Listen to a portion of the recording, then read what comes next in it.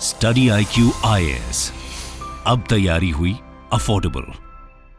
China Pakistan economic corridor CPEC, जिसको लेके पाकिस्तान चीन दोनों ही देश बहुत बुलिश थे, बहुत एक्साइटेड थे कि ये होगा, इकोनॉमिक डेवलपमेंट होगा, हम आगे बढ़ेंगे, हम कई सारी चीजें करेंगे। आज वही CPEC पाकिस्तान के गले में एक फांसी का फंदा बनता जा रहा है, जिसको वो खत्म करने में लगे हैं, जिसकी वजह से पाकिस्तान में एक सिविल वॉर लाइक सिचुएशन हो सकती है। क्या सोच सकते थे आप? यही चीज जानेंगे आज के इस वीडियो में। So ladies and gentleman, boys and girls, मैं हूं आयुष सांघी और मैं आप सभी का स्वागत करता हूं स्टडी IQ IAS पे। स्टडी IQ IAS भारत का सर्वश्रेष्ठ चैनल है गवर्नमेंट एग्जाम्स की प्रिपरेशन के लिए, और जितने स्टूडेंट्स IAS की तैयारी कर रहे हैं, आप सभी के लिए one stop solution study IQ है। तो वन स्टॉप सोल्यूशन का मतलब यह है कि हम यहाँ पे प्रीलिम्स कम मेंस PCM का कंप्लीट सिलेबस एक पैकेज के रूप में आपके सामने प्रस्तुत करते हैं, जिसमें आपको लाइव क्लासेस के साथ साथ doubt clearing sessions, test series, answer writing practice और 1-to-1 मेंटरिंग सेशन भी मिलेगा। और ये सारी चीजें आप तक ला रहा है स्टडी IQ एक बहुत ही मार्जिनल कॉस्ट पे। वो कॉस्ट है सिर्फ और सिर्फ 24,500 रुपए, 24,500 रुपीज। एक स्पेशल ऑफर के तहत आपको डिस्काउंट दिया जा रहा है इस पे, और यही कोर्स आप तक पहुंचाया जा रहा है सिर्फ और सिर्फ 19,000 रुपए का। तो आज ही स्टडी IQ के कोर्सेज पे सब्सक्राइब करें। ये IAS के बेस्ट कोर्सेज हैं bye top faculties of India. तो मेरा कोड है Sanghi live. Sanghi live code use करके आप डिस्काउंट पा सकते हैं, अपने कोर्सेज पे। तो कोर्स जो है वो 24,499 रुपए का है, लेकिन यदि आप मेरा कोड यूज करते हैं तो यही चीज आपको 18,999 की प्राप्त होगी। स्टूडेंट्स जो हैं वो डिमांड करते हैं हमारी PDFs को, तो मैं ये बता दूं, मेरी जितनी भी PDFs हैं ये सारी अवेलेबल हैं मेरे टेलीग्राम हैंडल पे।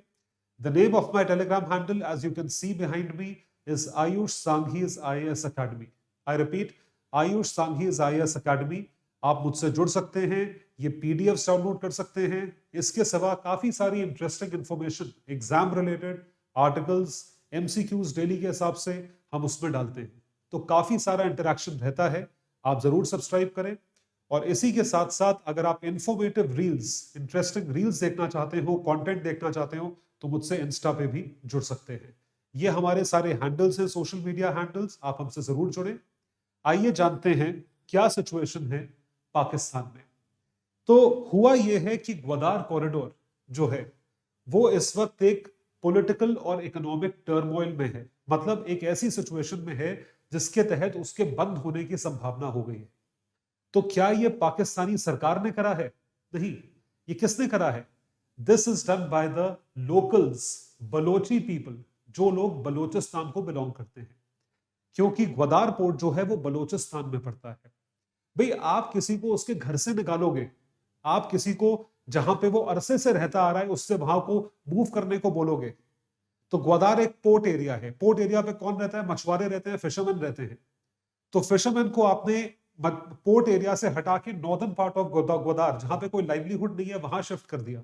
लोकल्स को आपने डिसिपेट कर दिया, डिसलोकेट कर दिया, हटा दिया। और ऑब्वियसली आपने कैसे हटाया है? मुआवजा देकर नहीं हटाया। तो इसके तहत क्या रिवोल्ट होना लाजमी है या नहीं? बिल्कुल लाजमी है। सही सोच रहे हैं आप, बिल्कुल लाजमी है। इस पे रिवोल्ट होगा, जो कि बलोची लोग अभी कर रहे हैं। और ये क्यों कर रहे हैं? क्योंकि जो उनको सपना दिखाया गया था, प्रॉमिस किया गया था कि CPEC यानी कि CPEC किस तरीके से उनकी आर्थिक स्थिति में सुधार लाएगा, किस तरीके से उनकी जिंदगी बेटर बनाएगा, किस तरीके से सारी चीजें ठीक करेगा, रोजगार देगा, घर देगा, ये इनमें से सारी चीजें तो छोड़िए, उनके पास पीने का साफ पानी तक नहीं है। तो क्यों ना हो सिविल वॉर, उन्होंने ग्वादार पोर्ट पे काम होने से रोक दिया है, धमकी दी है कि काम हम नहीं होने देंगे। देख सकते हैं आप, protesters carried out a protest rally and threaten to block CPEC if the demands to ban illegal trawling and to eliminate unnecessary check points are not met. ये चीज करो। क्यों? क्योंकि the people have been rehabilitated to the north of Gwadar. और ये कौन लोग हैं? ये मछुआरे हैं, फिशरमैन। फिशरमैन का काम तो पोर्ट पे होता है ना, उसको शहर में लाके रख दोगे जहां पोर्ट नहीं है, वो कैसे काम करेगा?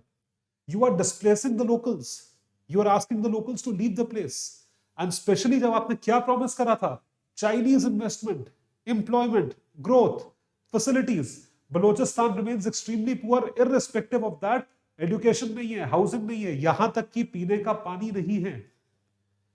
तो हम क्या चीज एक्सपेक्ट कर रहे हैं, इस इशू के बारे में जानेंगे और देखेंगे सीपेक किस तरीके से फेल हो चुका है, खत्म हो चुका है और पाकिस्तान किसी तरीके से पीछा छुड़ाना चाहता है। सोचो, पाकिस्तान पीछा छुड़ाना चाहता है। सीपेक की थोड़ी सी हिस्ट्री जानेंगे, उसकी इंपॉर्टेंस देखेंगे और फिर उसके नेगेटिव्स को देखेंगे।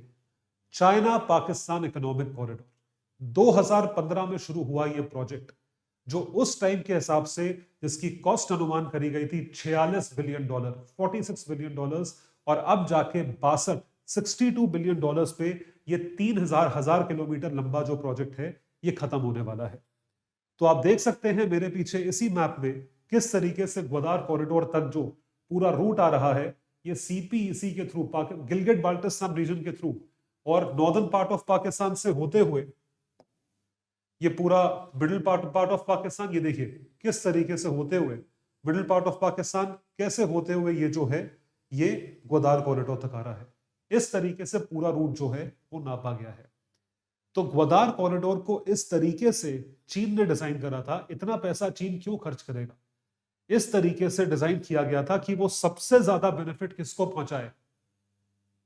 भाई आपको पाकिस्तान की चिंता थोड़ी है, चीन को किसकी चिंता है? अपनी चिंता है, पाकिस्तान की चिंता थोड़ी है। तो वो सबसे ज्यादा बेनिफिट जो है वो चीन को पहुंचाएगा। कैसे पहुंचाएगा? इस वक्त चीन का जो ट्रेड है किसमें सबसे ज्यादा है? एक्सपोर्ट्स की बात नहीं कर रहा हूं, चीन में इंपोर्ट्स की बात कर रहा हूं। वो है ऑयल का। ऑयल पे पूरी इकोनॉमी डिपेंडेंट है। यदि तेल पे पूरी इकोनॉमी डिपेंडेंट है, तेल वहां नेचुरली अवेलेबल नहीं है, तो तेल कहां से आता है? जी हां, आप सही सोच रहे हैं, मिडिल ईस्ट से, सऊदी से, ईरान से, इराक से, ओमान से, यहां से आता है। तो इस वक्त जो रूट नापा जाता है वो रूट क्या है? वो रूट है ये, आप देख सकते हैं, the route is strait of Malacca. तो इस रीजन से यहां से निकल के स्ट्रेट ऑफ हॉर्मुज से होते हुए, अरेबियन सी, इंडियन ओशन से होते हुए, स्ट्रेट ऑफ मलाका से यहां से घूम के जो है साउथ चाइना सी से होते हुए चीन तक तेल पहुंचता है। 16,000 किलोमीटर की जर्नी है, 16,000 किलोमीटर्स, 2 से 3 महीने लगते हैं। ये पूरा रूट का बाईपास कैसे निकलेगा? यहां से आप निकलोगे, आप आओगे और ग्वादार कॉरिडोर चले जाओगे, और ग्वादार कॉरिडोर से होते हुए आप जो है गिलगिट बाल्टिस्तान रीजन से ये जिंजियांग प्रोविंस आ जाओगे। 16,000 किलोमीटर का ये रूट बाईपास होता है इस 5,000 किलोमीटर के रूट से बस। और 80% of China's oil is coming through this route. तो ये पूरा का पूरा रूट बाईपास होता है। 80% of China's oil is currently transported from strait of Malacca to Shanghai. Gwadar के साथ ये डिस्टेंस 5,000 किलोमीटर हो जाएगा। देख सकते हैं आप कितना बेनिफिट है। और फायदा दिखाएं आपको, पैनामा कैनाल। तो पैनामा कैनाल से क्या हो रहा है, व्हाट इज हैपनिंग, देखिए यूएस के जो पोर्ट्स हैं वो लिंक्ड हैं पैनामा कैनाल। तो ये यूएस है, ये ईस्टर्न पोर्ट्स हैं यूएस के, ये ईस्ट कोस्ट है, ये ईस्ट कोस्ट है। तो चीन को जो है इनके साथ ट्रेड करना होता है। तो अभी ट्रेड कैसे होता है? यहां से कैरेबियन सी से होते हुए, पैनामा कैनाल से होते हुए, पैसिफिक ओशन के थ्रू वो चाइना के पास पहुंचते हैं, वो ईस्टर्न पार्ट चाइना के पास पहुंचते हैं। यदि ग्वादार कॉरिडोर बन जाता है, ये ग्वादार है, तो इनका पूरा रूट जो है डायरेक्ट हो जाएगा इस तरीके से। तो यहां से ये टाइम बचाएंगे और इस तरीके से घूमते हुए यहां पे आएंगे। This is how they will save time, क्योंकि यहां से टाइम ज्यादा लगता है। तो they are basically planning to overcome this kind of a problem. ये प्रॉब्लम ओवरकम करना चाहते हैं। Once CPEC becomes fully functional, China will be in a position to offer a shorter and more economical trade route, even to the US. तो cost would be justified. तो इस तरीके से benefits जो हैं आप देख पा रहे हैं। तो दूसरी तरफ भाई पाकिस्तान का भी कोई फायदा होगा। अल्टीमेटली बन तो पाकिस्तान में ही रहा है, पाकिस्तान में इन्वेस्टमेंट है। ऊपर से लेकर नीचे तक आप पाकिस्तान में क्या बना रहे हो? मल्टी मॉडल रूट, आप रेल रूट, रोड रूट, ये सब बना के ग्वादार तक पहुंचोगे। तो क्या हो रहा है? पाकिस्तान की इकोनॉमी में आप इंफ्रास्ट्रक्चर डेवलप कर रहे हो, जिससे क्या होगा? एम्प्लॉयमेंट अपॉर्चुनिटीज बूस्ट होगी, जिससे वहां के लोग कमाएंगे, वहां की गवर्नमेंट टैक्सेस कमाएगी। वहां इंफ्रास्ट्रक्चरल डेवलपमेंट होगा, वहां पे इकोनॉमिक ग्रोथ होगी, ये सारी की सारी चीजें, एम्प्लॉयमेंट होगी, जॉब अपॉर्चुनिटीज निकलेंगी, so it would increase foreign investment. Foreign investment बढ़ रही है, जिसकी वजह से क्या होगा, इंपोर्ट एक्सपोर्ट बढ़ेगा, और कंट्रीज पाकिस्तान के साथ एसोसिएट होंगी क्योंकि पोर्ट बन रहा है, और कंट्रीज ट्रेड करेंगी चीन के साथ। अभी तो रास्ता नहीं है या रास्ता लंबा है इसलिए ट्रेड नहीं करते, आगे जब रास्ता बन जाएगा तो इंपोर्ट एक्सपोर्ट होने लगेगा, उसमें पाकिस्तान का भी फायदा होगा, फॉरेन इन्वेस्टमेंट आने लगेगा, उसमें पाकिस्तान का भी फायदा होगा, एफडीआई जैसे बोलते हैं, टूरिज्म बढ़ेगा, भगवान जाने कौन घूमने जाएगा पाकिस्तान, लेकिन ये improve relationship with other countries, ये चीजें होंगी।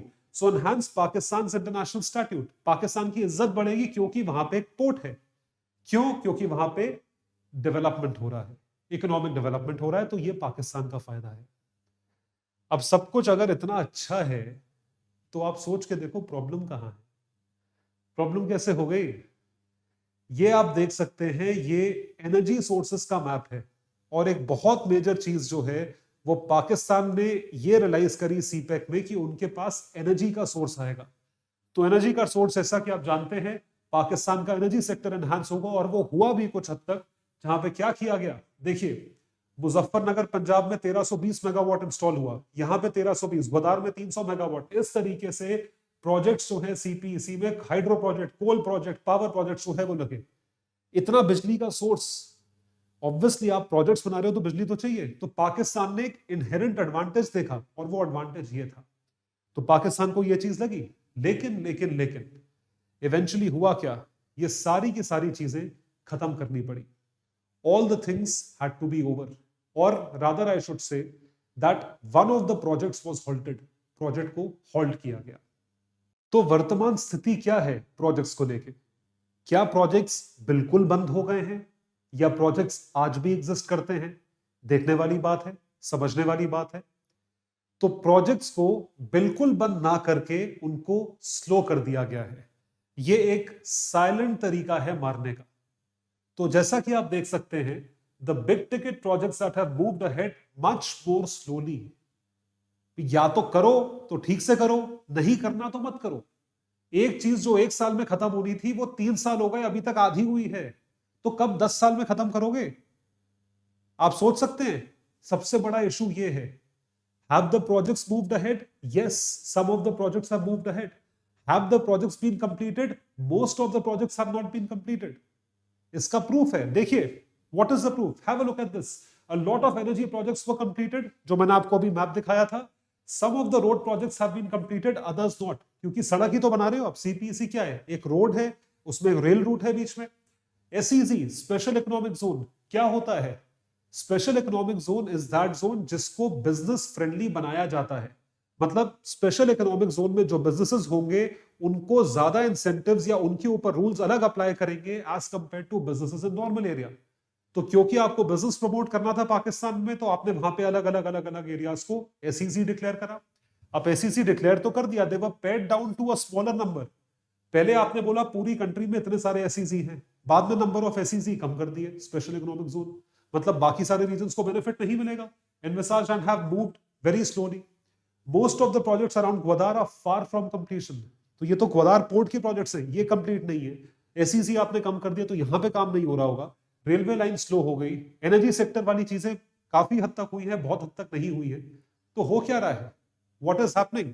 It is not leading to what had been desired. इसका एक छोटा सा एग्जांपल है इनकी रेलवे लाइन, ML1 कहा जाता है उसे। तो ये देखिए, मेनलाइन वन, ये मेनलाइन वन जो है पेशावर से कराची तक आती है।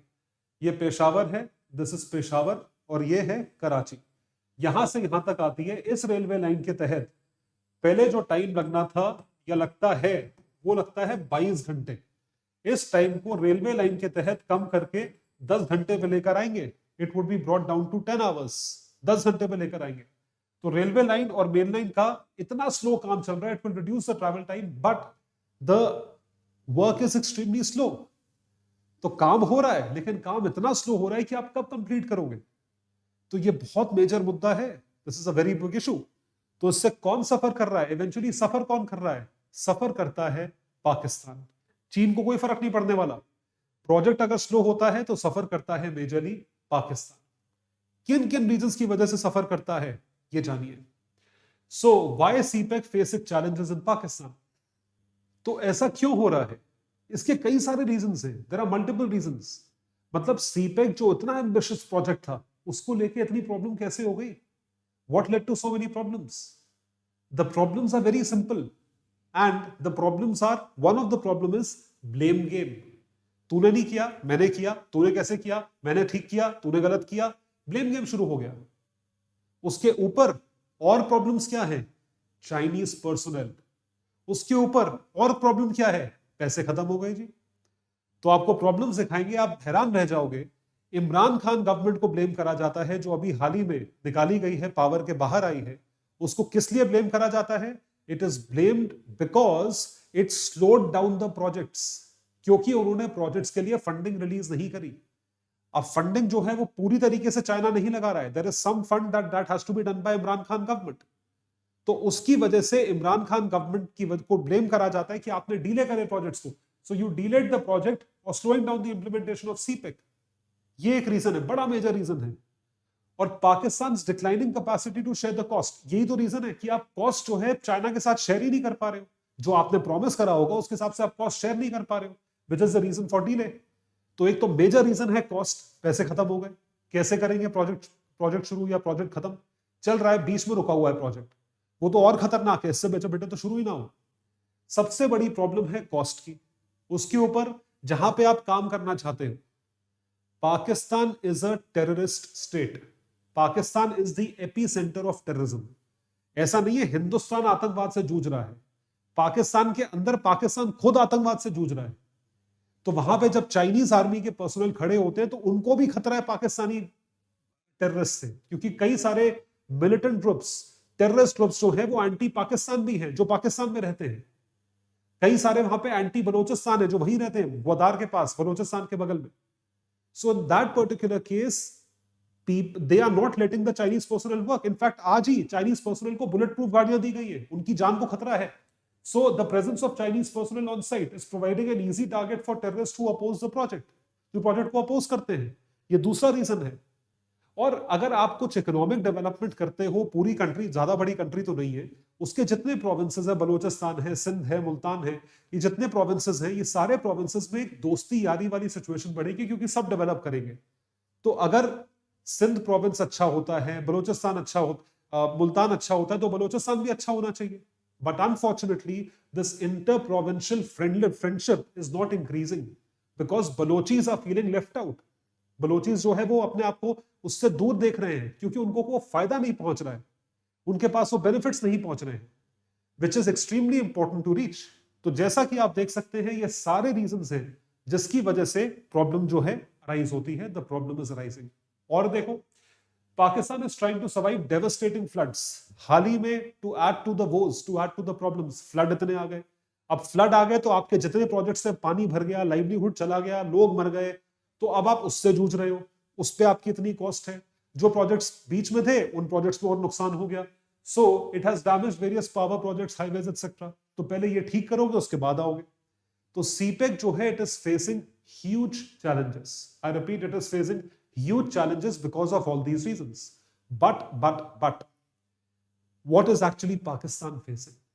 Pakistan is facing a new kind of a problem, which is it has fallen into the debt trap diplomacy. CPEC की वजह से वो उधार में फंस गया है, उधार के चक्र में फंस गया है, डेट ट्रैप डिप्लोमेसी। और चीन ने क्या करा? यही कार्ड खेला, डेट ट्रैप डिप्लोमेसी। भाई, मैं तुम्हारी कंट्री में डेवलप कर रहा हूं, तुम्हारे पास पैसे नहीं है, ठीक है, कोई बात नहीं, हम पैसे देंगे आपको लोन के तौर पे, आप हमें वो रीपे करेंगे इतने सालों में, 50 साल में, 100 साल में। पूरा देश गिरवी रख दिया आपने अपने 100 साल के लिए। कैसे जीतेगी वहां की कोई सरकार? So this is called as debt trap diplomacy. जब कोई लेंडर या क्रेडिटर जो पैसे देता है, वो दे रहा है दूसरे को, और दूसरे से ये कह रहा है कि आपके पास पैसा नहीं है, आप हमें बाद में दे दीजिएगा, और उसकी अवज में आपने उसका पॉलिटिकल बेसिस पे, इकोनॉमिक बेसिस पे फायदा उठाया, क्योंकि आपको पता है कि उसकी बिसात नहीं है देने की, वो उतना बड़ा इंसान ही नहीं है। तो लालच दिखा के दे दिया, उसने ले भी लिया। उसको पहले करना चाहिए था, रिसर्च करनी चाहिए थी, स्टडी करनी चाहिए थी। That he did not do. So it has fallen into a debt trap diplomacy. This is the major thing. देख रहे हो चीन की पॉलिटिक्स, क्या वो पॉलिटिकली प्रेशराइज करेगा, इकोनॉमिकली प्रेशराइज करेगा, जिसकी वजह से ये प्रॉब्लम्स आ रही हैं, जिसकी वजह से ये जो दिक्कत आ रही है। So according to documents release by Pakistan ministry, Pakistani ministry के डॉक्यूमेंट्स से क्या बोला जा रहा है, 2013 में जो टोटल एक्सटर्नल डेट पूरी दुनिया से जो लिया हुआ उधार था वो था $44 बिलियन, जिसमें से सिर्फ और सिर्फ 9% चीन को देना था।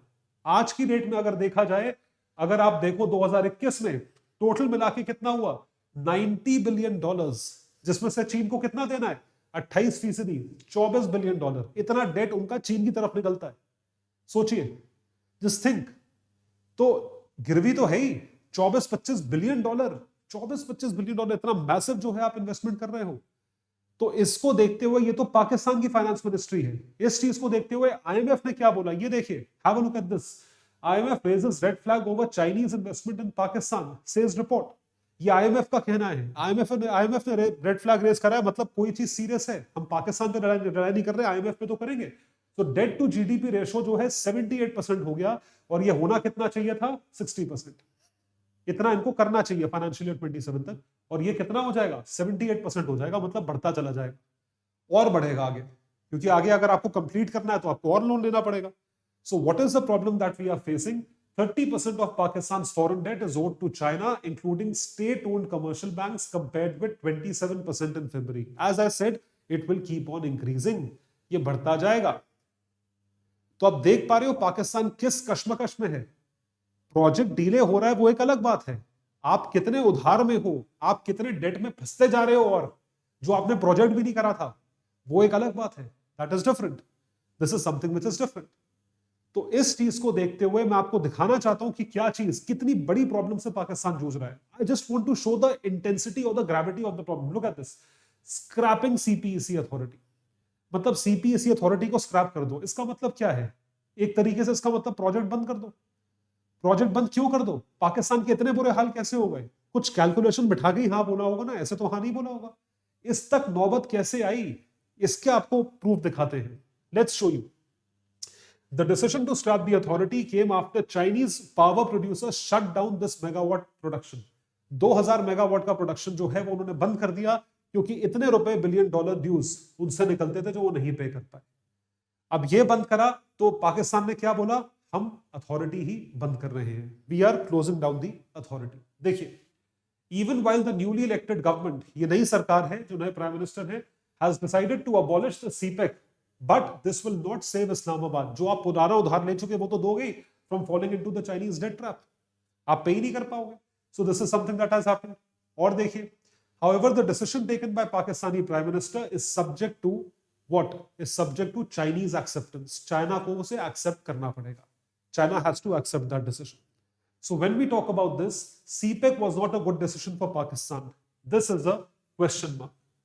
क्या सीपेक पाकिस्तान के लिए एक अच्छा डिसीजन था या नहीं था, और अगर सीपेक एक डिसीजन नहीं था तो क्यों नहीं था, इस सवाल का जवाब जानेंगे इस सेगमेंट पे। So let's have a look, आइए देखते हैं। सीपेक को हमेशा देखा गया है चाइना ने अपने इंटरेस्ट की चीज, पाकिस्तानी इंटरेस्ट की चीज नहीं देखी। पाकिस्तान का इंटरेस्ट जो है उसमें इंसिडेंटल है, मतलब क्योंकि मेरा फायदा हो रहा है, चल बीच में तेरा भी फायदा हो जाएगा, क्योंकि तुम्हारा लैंड बीच में पड़ता है। You are incidental to it. It is not for you. इसके तहत सीपेक में देखिए चाइना ने क्या सपना दिखाया, चालाकी देखिए जरा। चाइना ने सपना यह दिखाया कि अगर सीपेक बनाते हैं तो आपकी जीडीपी में 2% बढ़ोतरी होगी, लेकिन उस पर इतना लोन डाल दिया कि आपकी 2% जो बढ़ोतरी होगी उससे ज्यादा तो आपका खर्चा हो जाएगा, आपका ब्याज का खर्चा हो जाएगा, इंटरेस्ट का खर्चा हो जाएगा। So the cost benefit analysis of CPEC projects was never reassuring. ये समझना चाहिए था पाकिस्तान को। द पाकिस्तानी गवर्नमेंट क्यों उसके साथ, आप देखिए नफरत की आप लिमिट देखिए, नफरत खुद को ले डूबती है। अहंकार कभी नहीं करना चाहिए, अहंकार में तीनों गए, धन दौलत और वंश। ना मानो तो इतिहास देख लो, रावण, कौरव और Kansa. So the Pakistan government continued with the project to please China and use it as bait against India, कि भारत के खिलाफ एक्ट करेंगे, भारत भारत भारत भारत, लो अपने ही उसमें गिर गए तो it was incidental and CPEC was always for Chinese strategic interest. वो हमेशा जो है वो चीन के लिए था। So contracts for CPEC projects are highly skewed in favor of Chinese companies. ये चीन कंपनियों के फेवर में है, ये पाकिस्तानियों के लिए नहीं है। It is not for Pakistani people. So the projection was to implement the CPEC. It would add 2% to Pakistan's GDP, but Chinese debts squeezed Pakistan's already worsened finances. जितना कमाया उससे ज्यादा आपने ले लिया, खाया पिया कुछ नहीं, ग्लास टूटा, 12 आना, 14 आना, 16 आना, ये चीज है। तो जिसका कोई नहीं उसका कौन होता है? जिसका कोई नहीं उसका कौन होता है? उसके हम होते हैं, हम भारतीय लोग, हम उसके होते हैं। तो इंडियन एंगल यहां पे कहां आता है? Where does Indian angle come into play? Bharat से तुम इंपोर्ट कर रहे थे, भारत से इंपोर्ट, जो कि पड़ोसी देश है तुम्हारा पाकिस्तान का, इंपोर्ट कर रहे थे। क्या इंपोर्ट कर रहे थे? हर एक चीज।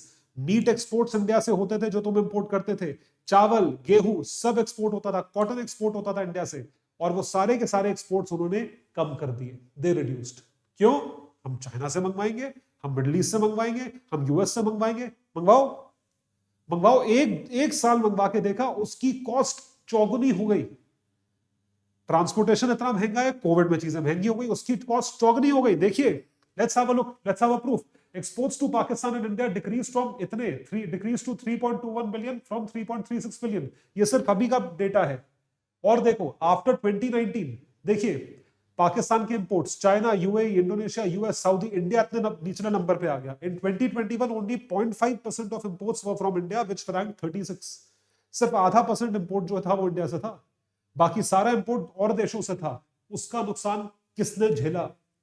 उसका नुकसान किसने झेला? Pakistan stopped meat imports from India, but since then no country has been able to match India's pre 2019 share in the meat imports. कोई नहीं कर पाई। यूएई के मीट इंपोर्ट्स देखो इतने कम है। और दिखाता हूं, प्रोडक्ट्स ऑफ मिलिंग इंडस्ट्री देखिए फिर गिर गए, इट हैज रिड्यूस। ये तो इंडिया का है, ये कब हुआ? डेनमार्क से मंगवाया वो कम हो गया, नीदरलैंड से मंगवाया वो कम हो गया। कॉटन के इंपोर्ट्स देखो वो कम हुए, यूएस से ज्यादा है, ब्राजील से ज्यादा है। और देखो ज्यादा का क्या है? Why is Pakistan lifting it's ban on Indian imports? अब इंडियन इंपोर्ट्स हमने बैन करे तो कम से कम अपनी जुबान पे तो टिके रहो। अब जो है आप रिवर्स कर रहे हैं, मतलब बैन लिफ्ट कर रहे हैं, जैसे कि हम पे एहसान कर रहे हैं। भाई imports from countries like US and Brazil obviously are costlier. इतनी दूर देशों से इंपोर्ट करोगे तो वो महंगा नहीं पड़ेगा। Sugar imports would be allowed from India as the price of the commodity was lower in India than in Pakistan. This is what is happening. आप शुगर का एग्जांपल लीजिए, कॉटन का, किसी भी चीज का एग्जांपल लो, पड़ोसी देश है, एक ट्रक दूसरी कंट्री में जाएगा, ट्रेन जाती है समझौता एक्सप्रेस, उससे गुड्स पहुंच जाएंगे। अहंकार कभी ना करना, सोचने की क्षमता खत्म हो जाती है, अपने पैर पे कुल्हाड़ी मार बैठते हैं। तो ये जो चीज है, इससे पाकिस्तान ने अपना ही नुकसान कर लिया। ये पूरे जो है ट्रेड है इंडिया पाकिस्तान के बीच में विद वैल्यू, जैसा कि आप देख सकते हैं, that you can have a look.